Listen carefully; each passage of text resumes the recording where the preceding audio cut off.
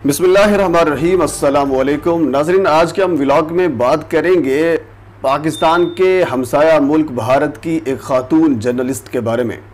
उस खातून का नाम प्रज्ञा मिश्रा है और उसकी मुख्तलिफ वीडियोज़ सोशल मीडिया पर वायरल हैं उसके मर्डर की। इस पर हम गुफ्तगू करेंगे कि क्या ये वीडियोज़ जो सोशल मीडिया पर वायरल हैं रियल हैं या फिर फेक हैं। अगर रियल हैं तो इसकी स्टोरी क्या है, अगर फेक हैं तो इनकी स्टोरी क्या है। सबसे पहले मैं आपको बता देता हूं कि ये वीडियोज़ सारी की सारी जो सोशल मीडिया पर वायरल हुई हैं ये बिल्कुल फेक वीडियोज़ हैं और ये क्यों वायरल की गई हैं इस पर भी हम गुफ्तगू करते हैं। नाजरीन याद रखिए कि जो भी जर्नलिस्ट होता है उसका काम होता है हुकूमत पर तनकीद करना, चाहे वो पाकिस्तान का जर्नलिस्ट हो या बाकी किसी भी मुल्क का जर्नलिस्ट हो, क्योंकि हुकूमत जो होती है वो पॉलिसीज़ बनाती है, वो मुख्तलिफ़ किस्म के इक़दामात उठाती है। तो उन इक़दामात को क्रिटिसाइज़ करना, उनकी पॉलिसीज़ को क्रिटिसाइज़ करना ये जर्नलिस्ट का काम होता है। तो इसी वजह से जर्नलिस्ट उन पर तनकीद करता है और बाज़ लोग यानी बाज़ हुकूमतें या बाज़ हुक्मरान फिर जर्नलिस्ट पर तशद्दुद भी करते हैं और उनके ख़िलाफ़ भी हो जाते हैं। जो परसेप्शन सोशल मीडिया पर थी वो ये थी कि प्रज्ञा मिश्रा ने मोदी हुकूमत पर तनकीद की, जिसकी वजह से मोदी हुकूमत ने प्रज्ञा मिश्रा इस खातून जर्नलिस्ट को कत्ल करवा दिया। नाज़रीन, जहां हम मोदी हुकूमत पर बात नहीं करते कि वो हुकूमत किस तरह से डिलीवर कर रही है या फिर मोदी किस तरीके से वो डिलीवर कर रहा है, इस पर हम बारहा मरतबा गुफ्तगू कर चुके हैं और इस पर मज़ीद भी कभी अगर किसी और व्लॉग में इस पर गुफ्तगू करेंगे कि वो किस तरह जर्नलिस्ट को हैंडल कर रही है या किस तरह मुसलमानों को वो हैंडल कर रही है या किस तरह मुसलमानों के साथ वो जो रवा रखा जा रहा है वो क्या है या किस तरह मुसलमानों के साथ बिहेव कर रहे हैं, ये हम किसी और व्लॉग में बात करेंगे। तो नाज़रीन, आज हम बात करेंगे प्रज्ञा मिश्रा के बारे में। ये बिल्कुल फेक न्यूज़ है जो सोशल मीडिया पर वायरल है। इसकी वजह यह है कि प्रज्ञा मिश्रा ने खुद अपने एक व्लॉग में इस खबर की तस्दीक की है कि ये जो सोशल मीडिया पर मुख्तलिफ किस्म की वीडियोज़ वायरल हैं इनमें कोई सदाकत नहीं है। अब सवाल ये पैदा होता है कि ये प्रज्ञा मिश्रा के बारे में ये परसेप्शन क्यों बनाई गई कि ये जो मर्डर हुआ है भारत में किसी खातून का, उसकी वजह यह थी कि जब पिछले साल कोरोना आया था तो प्रज्ञा मिश्रा ने खसूसन मोदी हुकूमत पर एक अच्छी खासी तनकीद की थी और इसके अलावा जो बाकी इंतजामिया है उन पर भी अच्छी खासी तनकीद की थी। वो तनकीद क्यों की थी? वो इस वजह से की थी कि उस वक्त तबलीगी इज्तिमा हो रहा था मुसलमानों का। इंडियन इंतजामिया की तरफ से मुसलमानों पर तशद्दुद किया गया, तबलीगी इज्तिमा में शामिल होने वाले लोगों को रोका गया, जेल में डाला गया, यानी मुख्तलिफ तरीकों से उनके आगे रुकावटें डाली गई। यानी मुसलमानों को उस इज्तिमा से रोकने के लिए जो भी मुमकिन हो सकता था इंडियन हुकूमत की तरफ से उन्होंने किया। लेकिन बाद में जब तबलीगी इज्तिमा ख़त्म हुआ तो उस ख़त्म होने के बाद परसेप्शन इंडिया में ये बनाई गई कि जो यानी कोरोना इंडिया में फैला है ये उसकी यानी वजूहात जो है वो ये तबलीगी इज्तिमा है।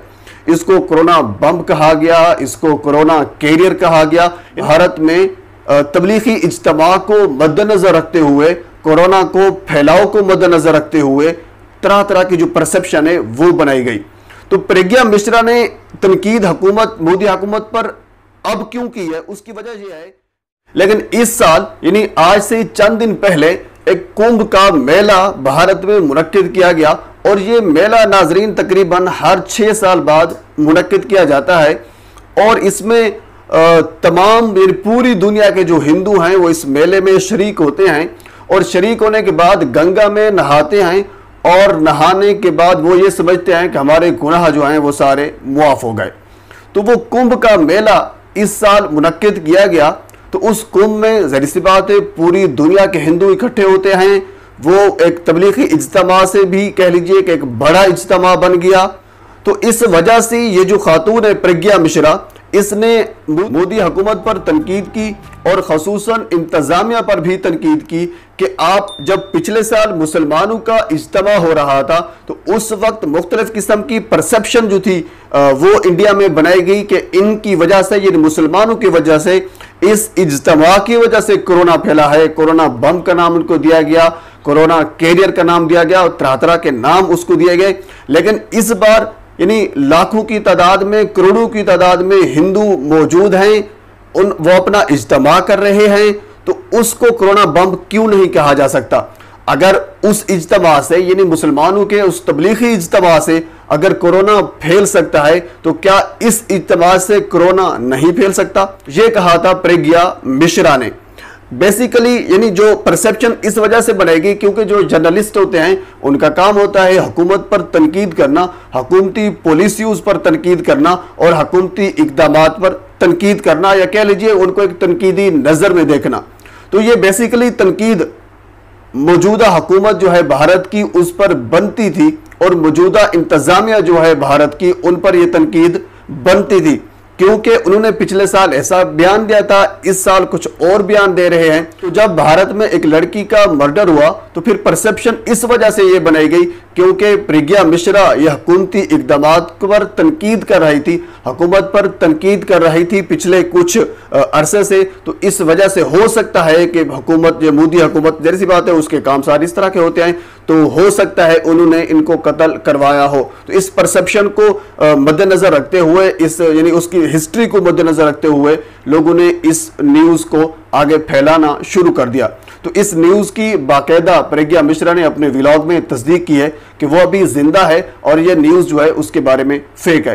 नाज़रीन, मेरा इस न्यूज़ से कुछ ताल्लुक नहीं है, लेकिन मेरा व्लॉग बनाने का मकसद ये था, मैं जब इसकी रिसर्च कर रहा था तो मुझे मुख्तलिफ वीडियोस इस किस्म की भी मिली हैं जिसमें व्लॉग बनाने वाला ये कह रहा था कि प्रज्ञा मिश्रा की डेथ हो गई है और भारत ने यानी मोदी हुकूमत ने उनको मरवा दिया है।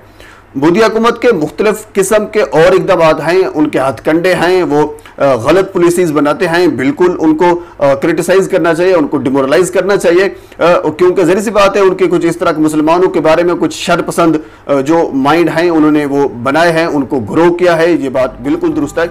लेकिन मेरा इस व्लॉग बनाने का मकसद ये है कि किसी भी खबर की तस्दीक किए बगैर उस पर व्लॉग नहीं बनाना चाहिए, उसकी तस्दीक करें, उस पर रिसर्च करने के बाद उस पर व्लॉग बनाएं। तो नाज़रीन, ये छोटा सा व्लॉग था। इस व्लॉग में मैंने आपके साथ ये शेयर किया कि प्रज्ञा मिश्रा है कौन और उसके बारे में ये परसेप्शन क्यों थी।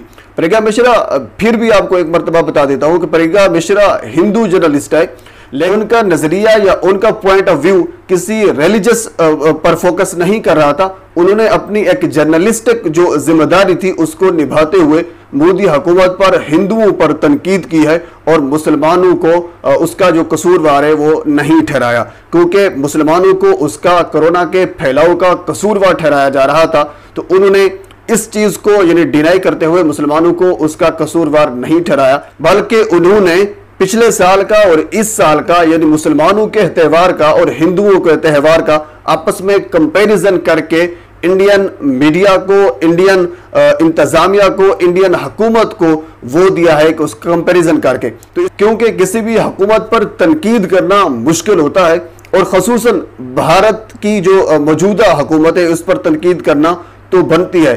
उसकी वजह यह है कि जो परसेप्शन बन जाती है, परसेप्शन इस वजह से बनती है जब उसका कुछ थोड़ी सी नीचे बुनियाद होती है। अब जो भारतीय हुकूमत है उसकी कश्मीर के हवाले से आप पॉलिसीज देख लो और इसके अलावा मुसलमानों के हवाले से मुख्तलिफ इक़दामात जो उन्होंने उठाए हैं, मसाजिद के हवाले से या किसी हवाले से भी आप देख लें, तो उनकी जो इक़दामात है उन इक़दामात को मद्देनजर रखते हुए मुख्तलिफ किस्म की परसेप्शन बनाई जाती हैं और उस परसेप्शन की बुनियाद पर फिर उन पर इल्ज़ाम भी लगाया जाता है।